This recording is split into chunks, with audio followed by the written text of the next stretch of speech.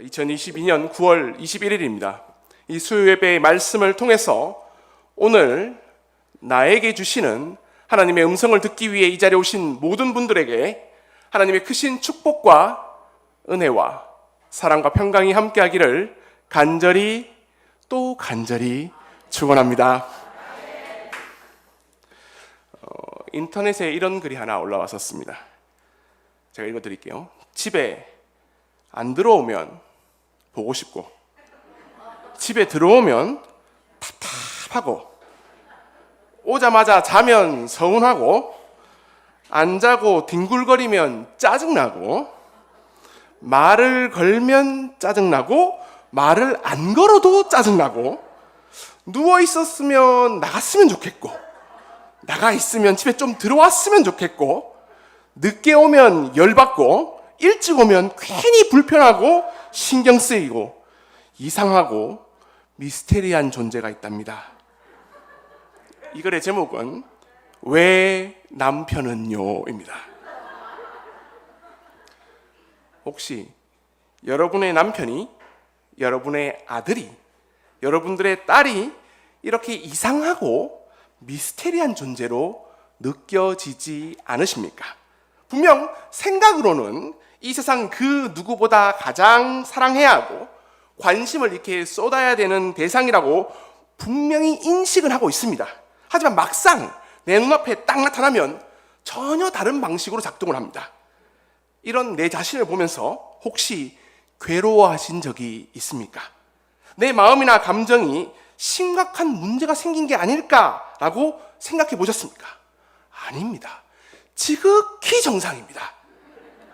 관계 속에서 이 시간이 조금씩 쌓여가다 보면 그 익숙함 혹은 권태라고 불려지는 지극히 자연스럽고 정상적인 반응입니다. 사실 이런 문제들은 환경을 바꾸거나 혹은 이 전문가의 상담을 통해서 관계의 변화를 모색한다거나 혹은 대화를 통해서 충분히 해결할 수가 있습니다.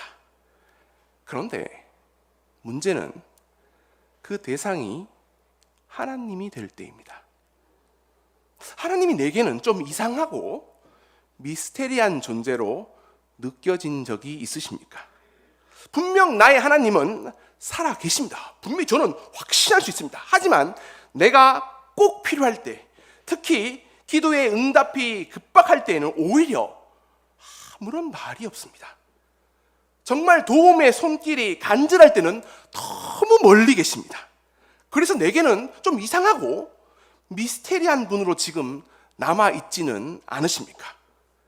제가 이 다음에 세 가지 질문을 할 건데 마음속으로입니다. 마음속으로 yes or no로 대답해 보십시오. 첫 번째 질문입니다. 한때 나도 뜨거웠던 시간들이 있었습니다. 하지만 시간이 지나면서 열정들은 사라지고 다시 타오르지가 않습니다.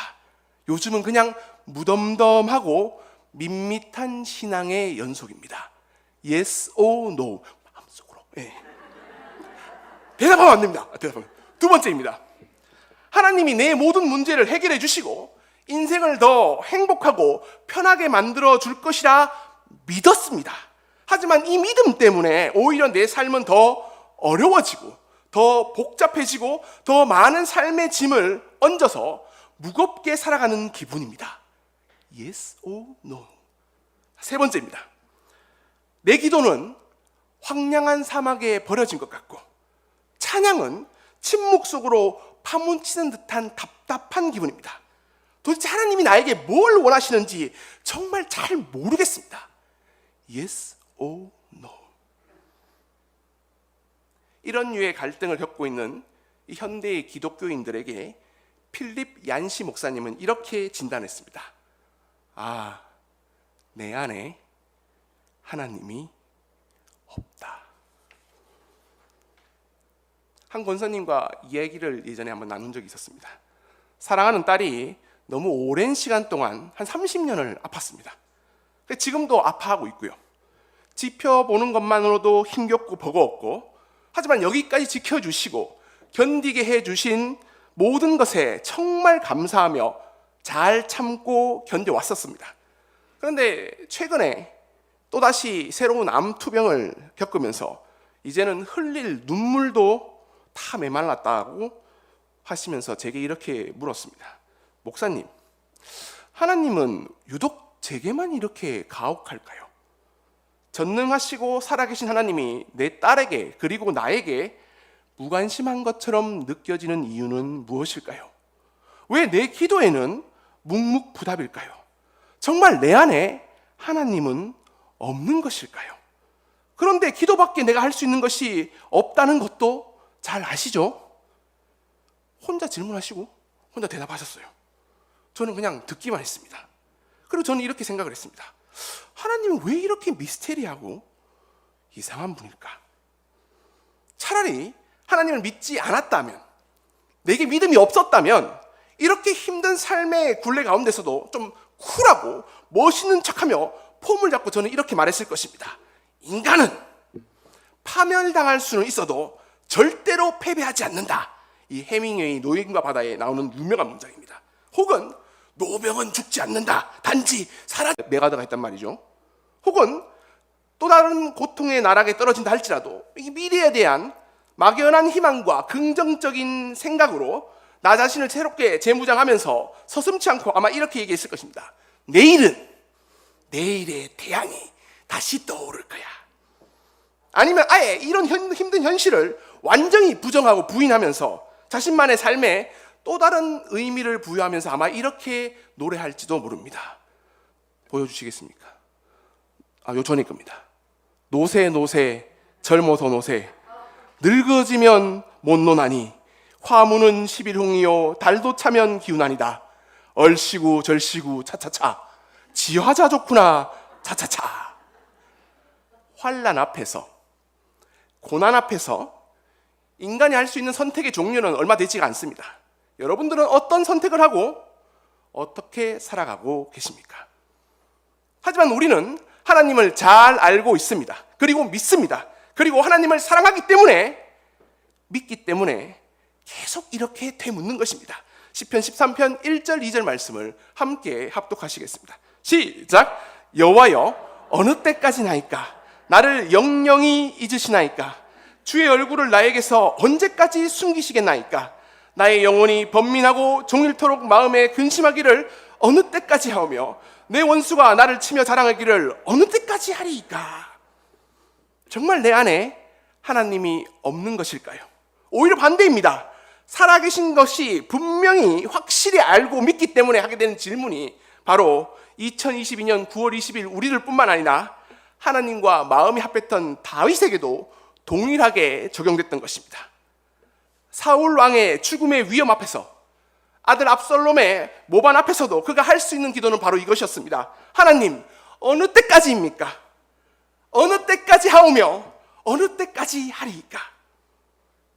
그런 다윗에게, 우리들에게 하나님은 이렇게 말씀하십니다. 학개서 2장 4절 말씀을 함께 합독하시겠습니다.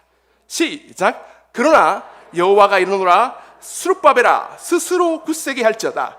여호사닥의 아들 대제사장 여호수아야 스스로 굳세게 할지어다. 여호와의 말이니라 이 땅 모든 백성들아 스스로 굳세게 하여 일할지어다. 내가 너희와 함께 하노라 만군의 여호와의 아멘. 스스로 굳세게 할지어다. 오늘 우리에게 그리고 다윗에게 주시는 하나님의 말씀입니다. 힘을 내라, 담대하라고 명령을 하십니다. 뿐만 아니라 이렇게 구체적으로 세심하게 마음을 써서 말씀해 주시는데, 이사야 41장 10절 말씀을 제가 읽어드리겠습니다. 두려워 말라, 내가 너와 함께함이라. 놀라지 말라, 나는 내 하나님이 됨이라.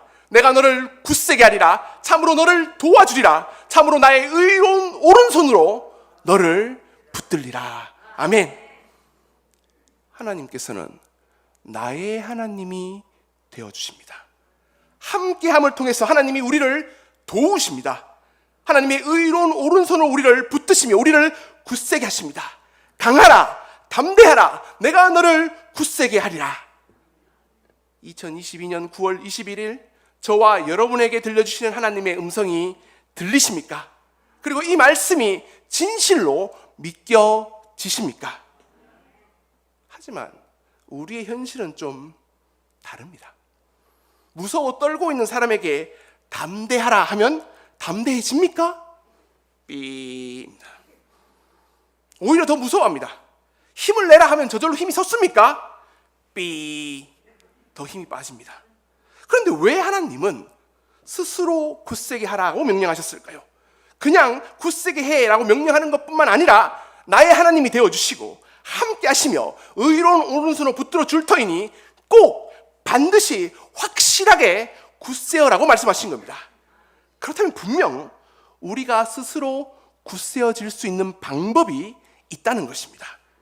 그리고 그 방법을 알려주려고 하시는 것입니다. 그것은 무엇일까요? 여기서 굳세게 하다라는 히브리어 단어는 하자크라고 합니다. 따라해보겠습니다. 하자크.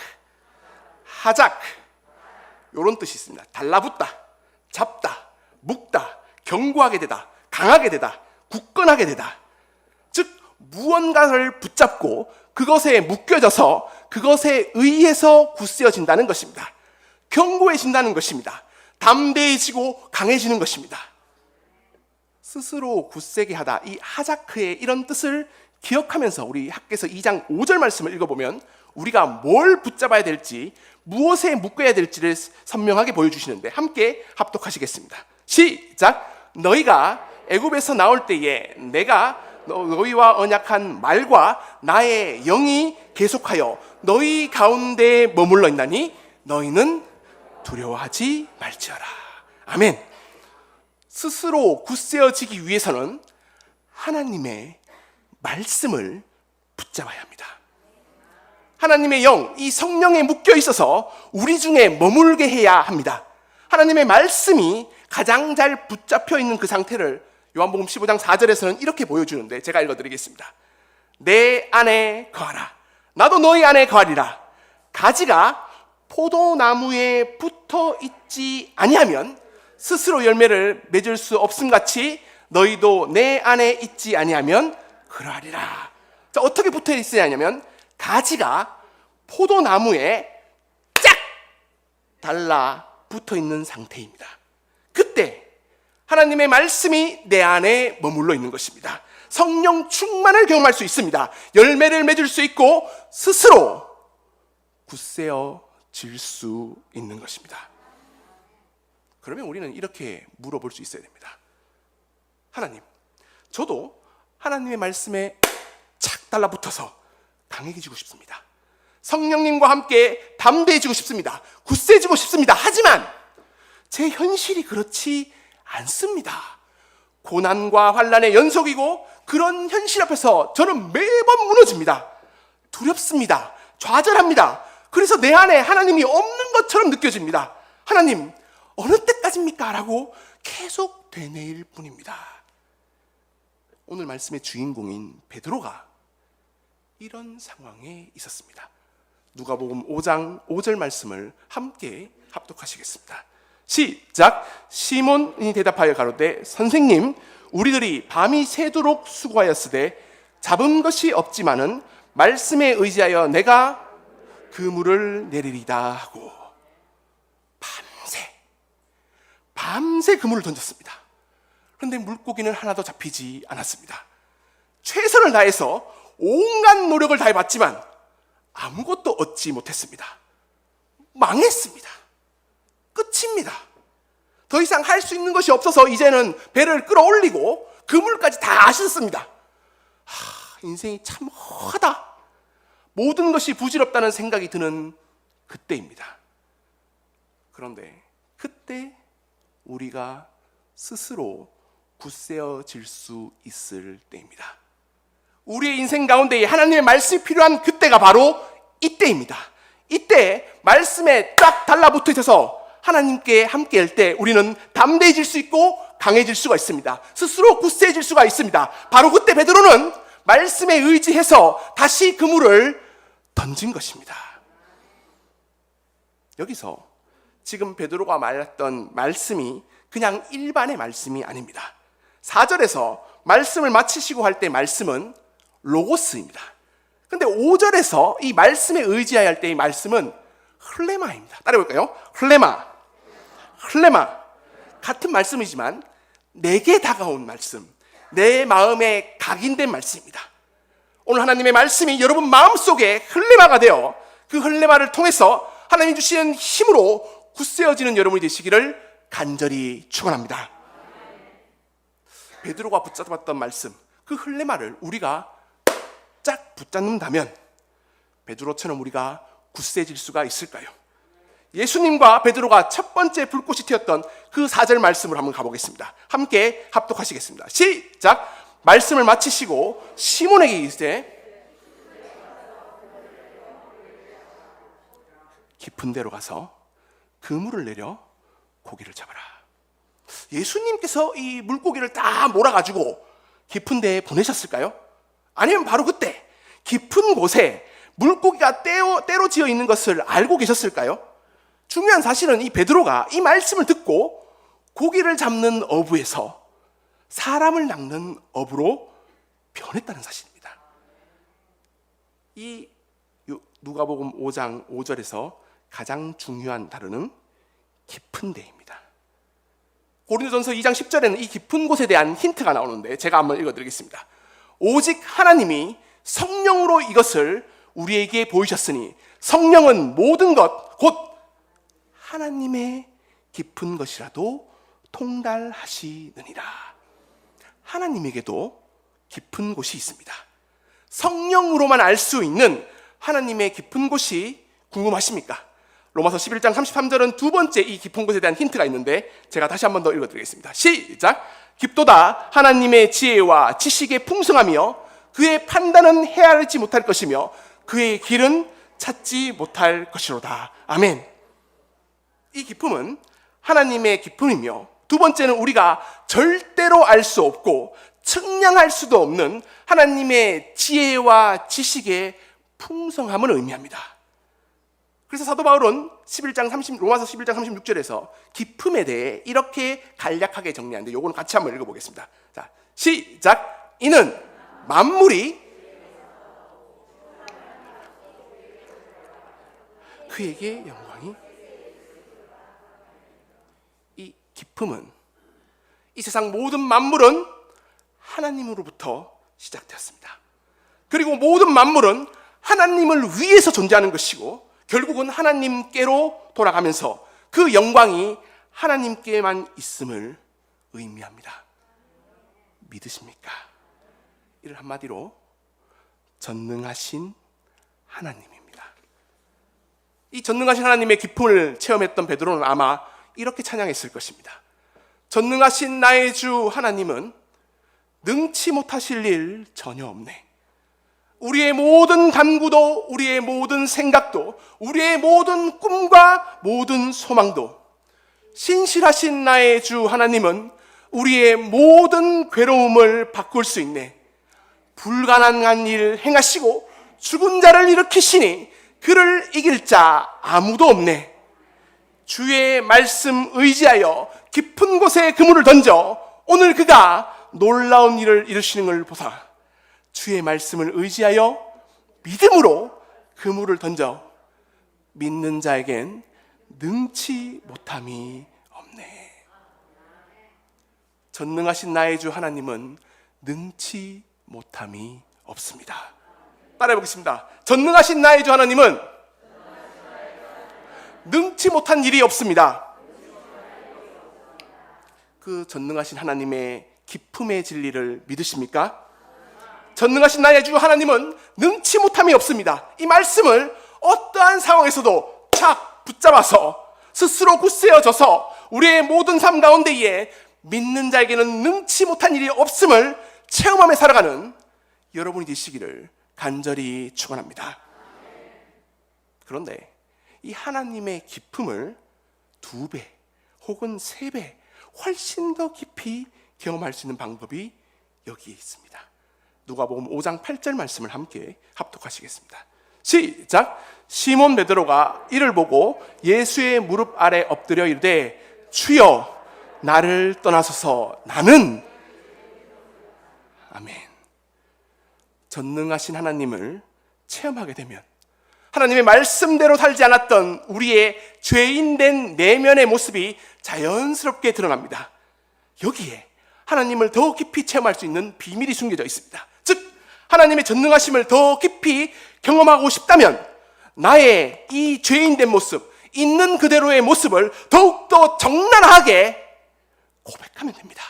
십자가 앞에 다 있는 것 전부를 그대로 다 내어놓으면 됩니다. 사도 바울처럼 말입니다. 제가 고린도후서 12장 11절 말씀을 제가 읽어드리겠습니다. 그러므로 내가 그리스도를 위하여 약한 것들과 능욕과 궁핍과 박해와 공고를 기뻐하노니 이는 내가 약한 그때에 곧 강함이니라. 내가 약한 그때가 곧 강함이라는 이 바울의 고백이 이해가 되십니까? 정말 내 약함이 강한 것이라고 생각이 되십니까? 고린도후서 4장 7절에는 이런 말씀이 있습니다.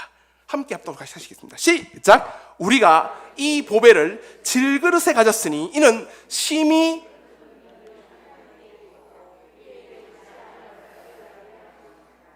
사도 바울이 말했던 이 강함은요, 좀 의미가 달라요. 능력의 심이 큰 것이 하나님께 있다는 것을 깨닫는 것입니다. 내 약함으로 인해서 하나님의 강함과 능력이 나타나는 것입니다. 그리고 더 중요한 부분이 있는데 우리에게는 그 능력이 없어요.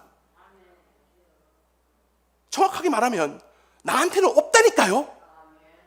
그것을 깨달아야 한다는 것을 우리는 이 시간 믿어야 됩니다.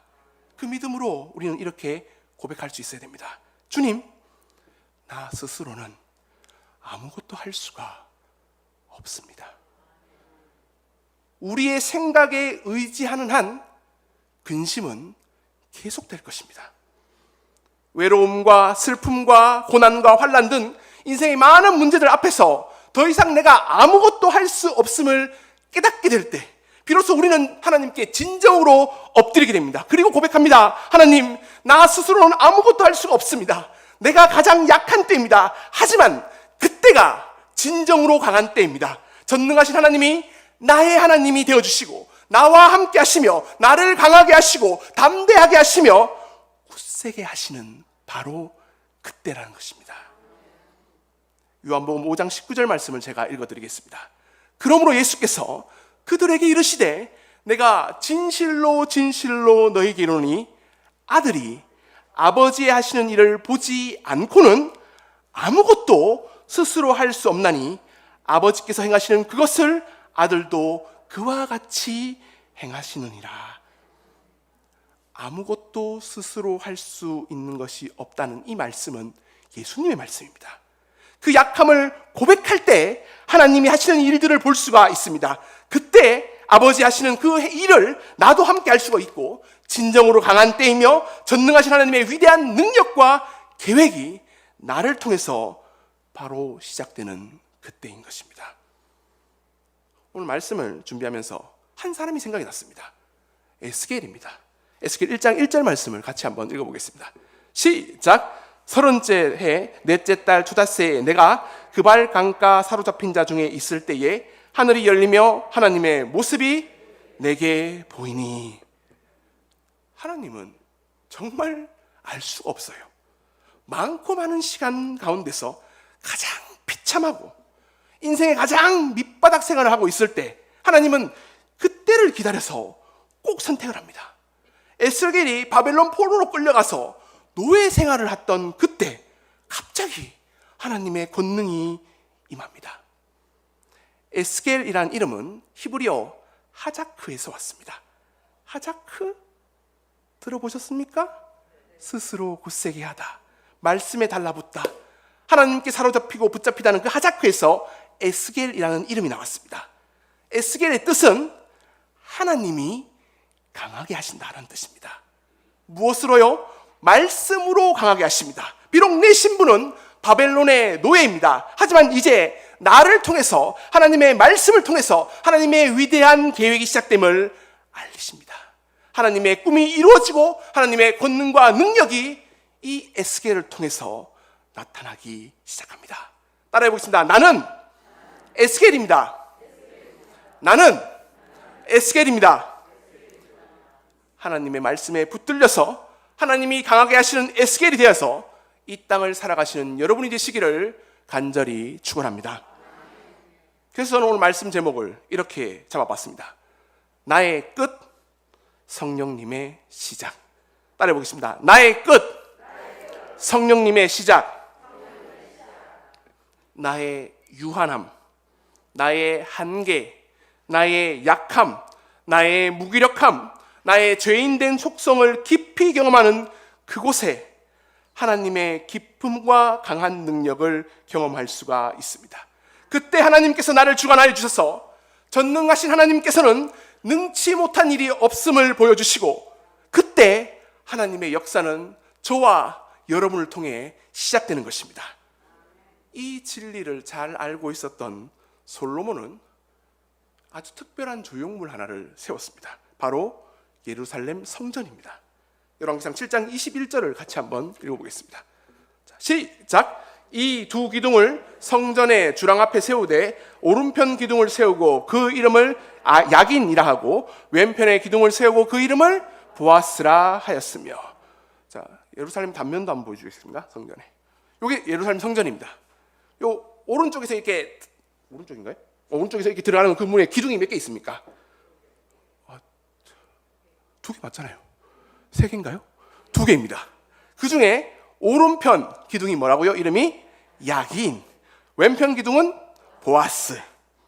따라해 보겠습니다. 야긴. 야긴. 하나님이 세우시리라는 뜻입니다. 보아스. 따라해 보겠습니다. 보아스. 보아스. 하나님에게 능력이 있다는 뜻입니다. 자, 여러분에게 묻겠습니다. 예루살렘 성전은 누가 세웠습니까? 솔로몬이 세웠습니다. 이 성전을 보던 모든 사람은 다 그렇게 생각합니다. 하지만 솔로몬은 아닙니다. 누가 세웠습니까? 야긴. 하나님이 세우셨습니다. 어떻게 세웠습니까? 보아스. 하나님의 능력으로입니다.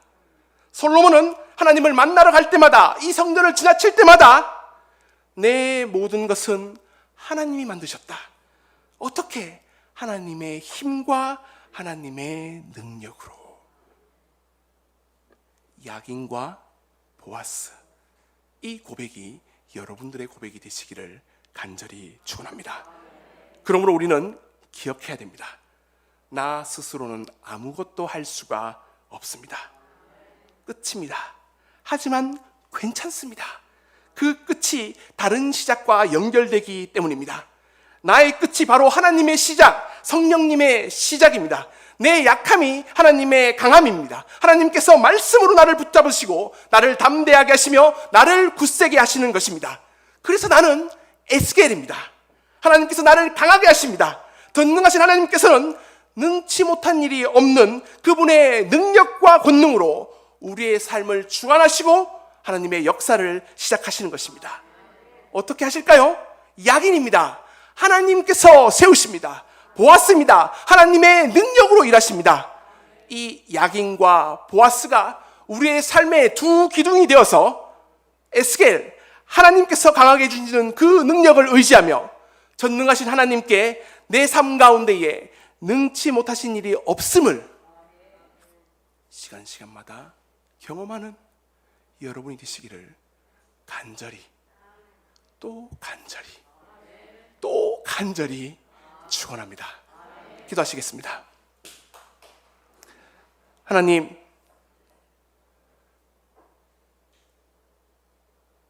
내가 내 자신을 바라보면 너무나 약하고 부족하고 미련하고 어리석고 정말 대책이 서지 않는 저 자신을 바라볼 때마다 주님, 이제 그 모든 것들을 주님의 십자가 앞에 내어놓게 도와주시옵소서. 주님, 하나님께서 말씀으로 우리를 강하게 하시고 담대하게 하시며 말씀으로 우리를 붙잡아 주시며 말씀을 통해 전능하신 하나님께서 능치 못하신 일이 없다는 것을 기억하며 살아가는 저와 이 자리에 있는 모든 분들이 되게 도와주시옵소서.